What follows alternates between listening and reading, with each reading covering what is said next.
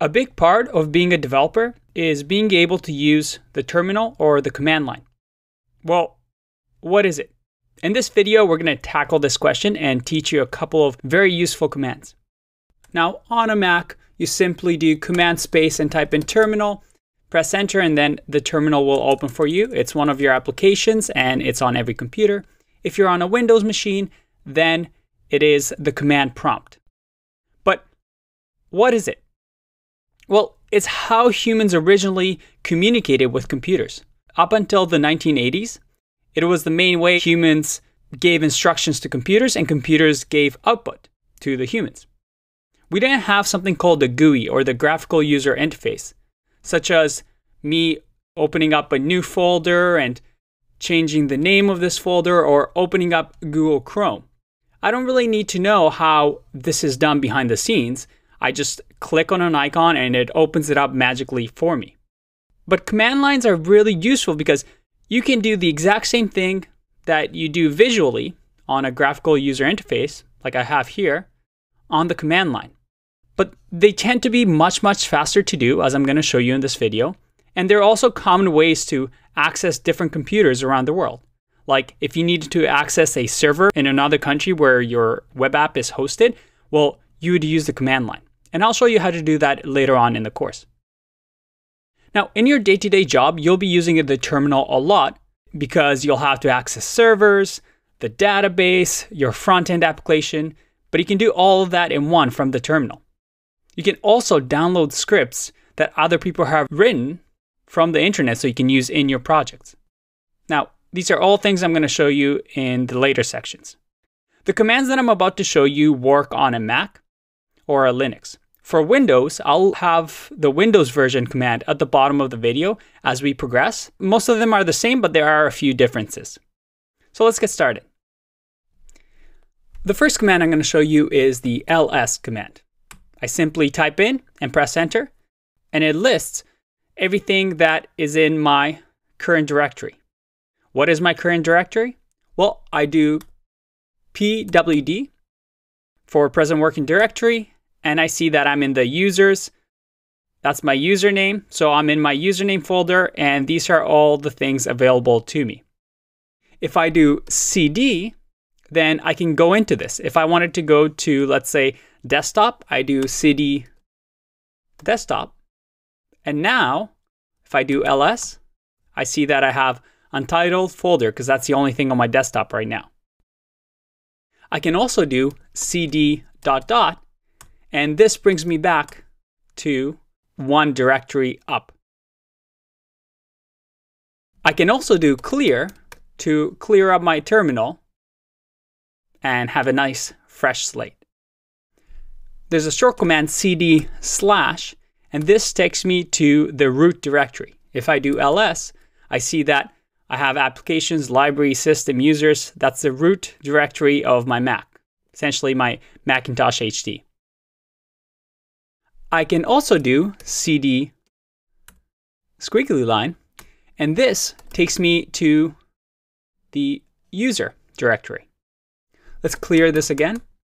And if we check where we are, all right, let's change this untitled folder to something like test. Okay, let's say I'm in the user directory right now. I wanted to access desktop and then the test folder. I would simply do cd desktop and then test.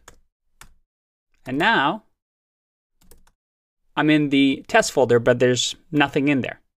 So one thing we can do is I can say open dot, and it opens the folder that we're currently in. Okay, we're in the test folder. Now, if I just put this to the side over here so you can see, I can say make directory, which is make a folder, name. So name here will be whatever I want the folder to be titled. Let's just say this folder would be called web app. Did you see that? Now web app shows up in my folder. Let's change the view here so you can see it better. There you go. If I do ls now, I see that we have the web app folder, and as we know, we can go into it. And let's double click here to see what we have. We have absolutely nothing. Well, we can create a file in here by saying touch and the name of the file. So let's just do index.html. There you go, index.html. Now, what if we wanted to open this index.html? Again, we just do open, and the dot means we open the folder we're currently in, which is here. But if I do open index.html, it opens the file for us. How cool is that? But index.html is pretty empty right now. Wouldn't it be nice if we can open Sublime Text from here and add something? Again, you can do that with open. You put in A, so line A for application, and the name of the application. So Sublime Text. Close the double quotes, press enter, and look at that. I have Sublime Text. But if we wanted to do application Sublime Text and open the index.html file, we just do this. And now I can say HTML, and we'll just say, hello world. Save that. And if I do open index.html, we have our index.html file loaded. Wasn't that a lot faster than right-clicking, creating a folder, then dragging everything to Sublime Text? And as you can see, you can do things really, really fast here. Okay, let's change something. I'm going to close Google Chrome and Sublime. And in the web app, let's say I wanted to change the name of index.html to about.html. Well, I'll do the mv command, which stands for move, but it just moves the index.html file to about.html file. So it's a little trick. You're essentially just moving one file to another, but by changing the name, you create a new file and you replace it with the old one. So now I have about.html. Very cool. Now, these commands, typing them can get pretty tiring. I can press the up arrow and it goes through my entire history, which is very cool. I can also press the tab key and it will bring up my most recent command or completes what I'm about to write. So you can do it really, really fast. And when your commands get longer and longer, it's a very useful thing to do. Okay, I don't really need the about.html file anymore. Let's remove it. We do rm for remove and the name of the file, about.html.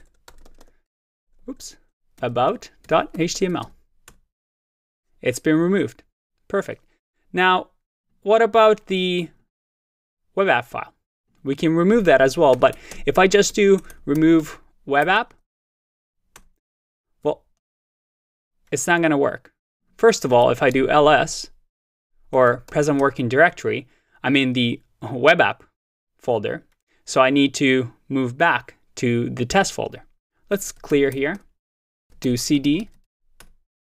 Now my present working directory is, I'm in the test, so I can remove web app by doing remove web app. But rm only works for files. To remove a directory, a folder, you need to do rm and then use the R option and then the folder name. In our case, it's the web app. There you go. It's gone. And with that, you know what? We can remove the test folder as well. We can go back to our desktop and then do remove our test. There you go. It's gone. And one last trick. On a Mac, you can do this.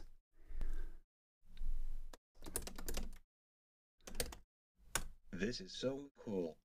Right? Very, very cool.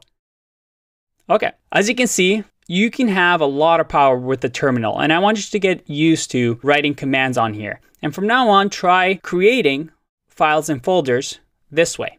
Eventually, you'll get more and more comfortable with it, and things will be much faster than just using the GUI. In the developer environment section, I'll show you how you can change this boring black and white terminal to something like this. That's it for now. See you in the next video. Bye-bye.